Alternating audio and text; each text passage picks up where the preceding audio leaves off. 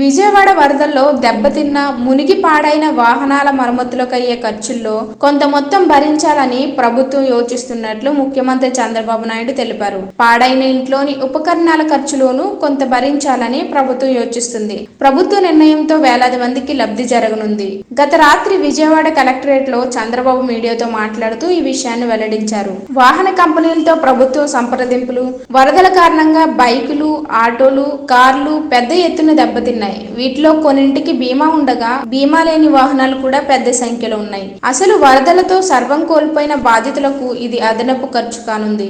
ఈ నేపథ్యంలో ప్రభుత్వమే ముందుకొచ్చి మరమ్మతులు చేయించి ఇవ్వాలని నిర్ణయించింది. రిపేర్ కు తక్కువ మొత్తం అయితే ప్రభుత్వమే భరించాలని, ఎక్కువ అయితే మాత్రం కొంత వాటి యజమానులు కూడా భరించేలా ప్రణాళికలు సిద్ధం చేస్తుంది. మరమ్మతుల పనుల కోసం ఆయా వాహనాల తయారీదారులతో సంప్రదింపులు జరుపుతుంది. అలాగే వారి వద్ద సిఎస్ఆర్ నిధులు ఉంటాయి కాబట్టి వాటితో ఉచితంగా మరమ్మతులు చేసి ఇవ్వాలని కోరుతుంది. వరదల కారణంగా దెబ్బతిన్న ఇంట్లోని ఎలక్ట్రిక్, ప్లంబింగ్, కార్పెంటరీ అలాగే పెయింటింగ్ కు సంబంధించిన మరమ్మతుల పనులను అర్బన్ కంపెనీకి అప్పగిస్తున్నట్లు చంద్రబాబు తెలిపారు. 1-2 రోజుల్లో దీనిపై స్పష్టత వస్తుందని, అనంతరం కరపత్రాలు ముద్రించి ప్రతి ఇంటికి పంపిణీ చేస్తామని తెలిపారు. అలాగే నష్టపోయిన వ్యాపారుల విషయంలోనూ బ్యాంకర్లతో చర్చలు జరుపుతున్నట్లు చెబుతున్నారు. విజయవాడ వరదల్లో దెబ్బతిన్న మునిగి పాడైన వాహనాల మరమ్మతులకు అయ్యే ఖర్చుల్లో కొంత మొత్తం భరించాలని ప్రభుత్వం యోచిస్తున్నట్లు ముఖ్యమంత్రి చంద్రబాబు నాయుడు తెలిపారు. పాడైన ఇంట్లోని ఉపకరణాల ఖర్చులోనూ కొంత భరించాలని ప్రభుత్వం యోచిస్తుంది.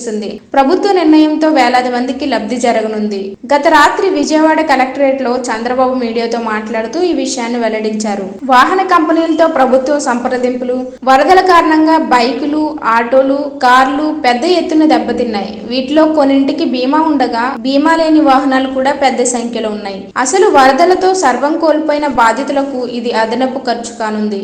ఈ నేపథ్యంలో ప్రభుత్వమే ముందుకొచ్చి మరమ్మతులు చేయించి ఇవ్వాలని నిర్ణయించింది. రిపేర్ కు తక్కువ మొత్తం అయితే ప్రభుత్వమే భరించాలని, ఎక్కువ అయితే మాత్రం కొంత వాటి యజమానులు కూడా భరించేలా ప్రణాళికలు సిద్ధం చేస్తుంది. మరమ్మతుల పనుల కోసం ఆయా వాహనాల తయారీదారులతో సంప్రదింపులు జరుపుతుంది. అలాగే వారి వద్ద సిఎస్ఆర్ నిధులు ఉంటాయి కాబట్టి వాటితో ఉచితంగా మరమ్మతులు చేసి ఇవ్వాలని కోరుతుంది. వరదల కారణంగా దెబ్బతిన్న ఇంట్లోని ఎలక్ట్రిక్, ప్లంబింగ్, కార్పెంటరీ అలాగే పెయింటింగ్ కు సంబంధించిన మరమ్మతుల పనులను అర్బన్ కంపెనీకి అప్పగిస్తున్నట్లు చంద్రబాబు తెలిపారు. 1-2 రోజుల్లో దీనిపై స్పష్టత వస్తుందని, అనంతరం కరపత్రాలు ముద్రించి ప్రతి ఇంటికి పంపిణీ చేస్తామని తెలిపారు. అలాగే నష్టపోయిన వ్యాపారుల విషయంలోనూ బ్యాంకర్లతో చర్చలు జరుపుతున్నట్లు చెబుతున్నారు.